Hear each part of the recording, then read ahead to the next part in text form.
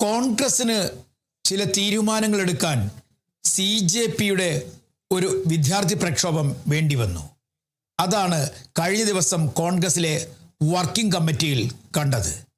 പ്രത്യേകിച്ചും CJP സമരം ഉണ്ടാക്കിയ ഇമ്പാക്റ്റ് അല്ലെങ്കിൽ ആളുകൾക്കിടയിൽ ഉണ്ടാക്കിയ ഒരു ചലനം അത് ചെറുതായിരുന്നില്ല എന്ന് വൈകിയാണെങ്കിലും കോൺഗ്രസ് മനസ്സിലാക്കി.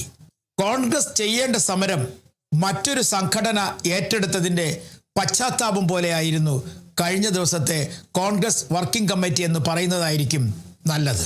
കാരണം ഇനി വരാൻ പോകുന്ന ദിവസങ്ങളിൽ ശക്തമായ പ്രതിഷേധവുമായി കോൺഗ്രസ് രംഗത്തെത്താൻ പോവുകയാണ്. 3 കാര്യങ്ങളിലാണ് കോൺഗ്രസ് പ്രതിഷേധം സംഘടിപ്പിക്കാൻ പോകുന്നത്. ഒന്നാമത്തേത് ചോദ്യപേപ്പർ ചോർച്ചയും അതുമായി ബന്ധപ്പെട്ട അഴിമതികളുടെ കാര്യത്തിലും പരീക്ഷകൾ നടത്തുന്ന കാര്യത്തിലും. ഇക്കാര്യത്തിൽ ചെറിയ പ്രതിഷേധമല്ല കോൺഗ്രസ് സംഘടിപ്പിക്കാൻ പോകുന്നത്.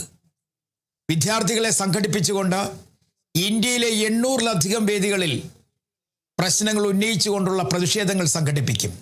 ചില സ്ഥലങ്ങളിൽ രാഹുൽ ഗാന്ധി എത്തുമെന്നും പറയുന്നുണ്ട്. എന്തായാലും നല്ല കാര്യം. വൈകിയാണെങ്കിലും പ്രതിഷേധം ശക്തിപ്പെടുത്താൻ തന്നെയാണ് കോൺഗ്രസിൻ്റെ ഇപ്പോഴത്തെ നീക്കവും തീരുമാനവും. അത് മാത്രവുമല്ല, കോൺഗ്രസ് ഒരു കാര്യം കൂടി പഠിച്ചു. ചുരുങ്ങിയ ദിവസം കൊണ്ട് തന്നെ CJP എത്ര കണ്ട് ശക്തി ആർജിച്ചു, അതല്ലെങ്കിൽ എത്ര കണ്ട് അവരുടെ സമരം ജനങ്ങളുടെ ഇടയിലേക്ക് ഇറങ്ങിച്ചെന്നു എന്ന കാര്യത്തിൽ വ്യക്തമായ ചില സൂചനകൾ കൂടി കോൺഗ്രസിന് കിട്ടി. ഇനിയും മൗനം പാലിച്ചാൽ പ്രതിപക്ഷ സ്ഥാനത്തേക്ക് മറ്റേതെങ്കിലും രാഷ്ട്രീയ പാർട്ടികൾ കടന്നു വരുമോ എന്നുള്ളൊരു ചിന്ത കൂടി നേതാക്കന്മാർക്കുള്ളിലേക്ക് കടന്നെത്തി എന്നുള്ളതാണ് ഇപ്പോൾ പറയേണ്ട ഒരു പ്രധാനപ്പെട്ട കാര്യം. സാധാരണ പാർലമെന്റിലെത്തി മടങ്ങിപ്പോകുന്ന പതിവായിരുന്നു പണ്ടൊക്കെ കോൺഗ്രസിന്. എന്നാൽ ഇത്തവണ പാർലമെന്റ് യോഗങ്ങളിൽ അല്ലെങ്കിൽ പാർലമെന്റ് സമ്മേളന സമയത്തൊക്കെ തന്നെ ശക്തമായി പ്രതികരിച്ച കോൺഗ്രസിനെയും ഇന്ത്യ സഖ്യത്തെയും കണ്ടു. എന്തായാലും വാക്കുകളിൽ ഇത് അവസാനിക്കാതിരുന്നാൽ മതിയായിരുന്നു. ഈ 800 വേദികളിലും ഇവർ പ്രതിഷേധം നടത്തിയാൽ മതിയായിരുന്നു. ഇതിന് തൊട്ടു പിന്നാലെ അവർ ശക്തി ആർജിക്കുമെന്നുള്ള പ്രതീക്ഷ കോൺഗ്രസിനുണ്ട് എന്നാണ് ചില നേതാക്കന്മാർ പറയുന്നത്. എന്തായാലും അടുത്ത ലോക്സഭാ തെരഞ്ഞെടുപ്പിൽ എന്തെങ്കിലും ചിലതൊക്കെ ചെയ്യാൻ കഴിയും, അല്ലെങ്കിൽ BJP അട്ടിമറിക്കാൻ കഴിയുമെന്നുള്ള പ്രതീക്ഷ ചില കോൺഗ്രസ് നേതാക്കന്മാർ തന്നെ പങ്കുവയ്ക്കുകയും ചെയ്യുന്നുണ്ട്.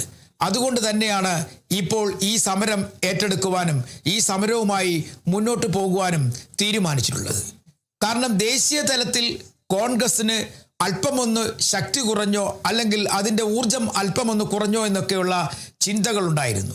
ആ ചിന്തകൾ ഒന്ന് മാറിയിട്ട് പൊതുജീവനുമായി കോൺഗ്രസ് ഉയർത്തെഴുന്നേൽക്കാനുള്ള ഒരു നീക്കം നടത്തുകയാണ് എന്ന് വേണമെങ്കിൽ പറയേണ്ടി വരും. എന്തായാലും കഴിഞ്ഞ ദിവസത്തെ കോൺഗ്രസ് വർക്കിംഗ് കമ്മിറ്റി പുതിയൊരു ഊർജം നേതാക്കന്മാർക്ക് സമ്മാനിച്ചു എന്നാണ് ചില നേതാക്കന്മാരൊക്കെ പറയുന്നത്.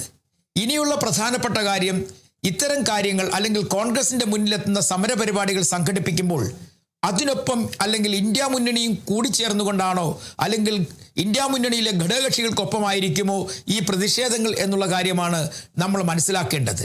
ഇന്ത്യ മുന്നണിയിലെ സഖ്യകക്ഷികളെ കൂടി ഒപ്പം നിർത്തി കോൺഗ്രസ് ഈ പ്രതിഷേധവുമായി മുന്നോട്ട് പോകുമോ, അതല്ലെങ്കിൽ വ്യക്തമായ ധാരണയോടുകൂടി കോൺഗ്രസ് മാത്രം മുന്നോട്ട് പോകുമോ എന്നുള്ളതാണ് എല്ലാവരും ചോദിക്കുന്ന ഒരു കാര്യം. കാരണം തൃണമൂൽ കോൺഗ്രസ് അല്പമൊന്ന് അകന്നു നിന്നെങ്കിലും ഇപ്പോൾ കോൺഗ്രസുമായി ഒന്ന് അടുത്തിട്ടുണ്ട്. ഇപ്പോൾ നന്നായി അകന്നു നിൽക്കുന്നത് DMK ആണ്. ഇവരെയൊക്കെ ഒപ്പം നിർത്തി പ്രതിഷേധം ശക്തി പ്രാപിപ്പിക്കുമോ എന്നുള്ളതാണ് മറ്റൊരു പ്രധാനപ്പെട്ട ചോദ്യം.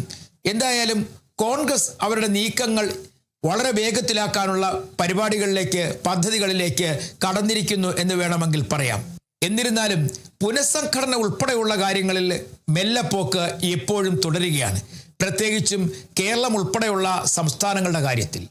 തെക്കൻ കേരളത്തിൽ കോൺഗ്രസിന് വലിയ പിന്തുണ ലഭിക്കുമെന്ന് നേതാക്കന്മാർക്ക് ധാരണയുണ്ട്. പക്ഷേ അങ്ങ് വടക്ക് അത് ലഭിക്കുമോ എന്നാണ് ചില നേതാക്കന്മാർ ചോദിക്കുന്നത്. ആ നീക്കങ്ങൾ അല്ലെങ്കിൽ കോൺഗ്രസ് അത്രയധികം ശക്തിയായി കോൺഗ്രസ് തിരിച്ചു വരാതിരിക്കാൻ BJPയും നല്ല നീക്കങ്ങൾ വടക്കൻ സംസ്ഥാനങ്ങളിൽ നടത്തി തുടങ്ങിയിരിക്കുന്നു. കാരണം തെരഞ്ഞെടുപ്പിന് മുന്നോടിയായിട്ടുള്ള നീക്കങ്ങൾ അവർ ആരംഭിച്ചു കഴിഞ്ഞിരിക്കുന്നു.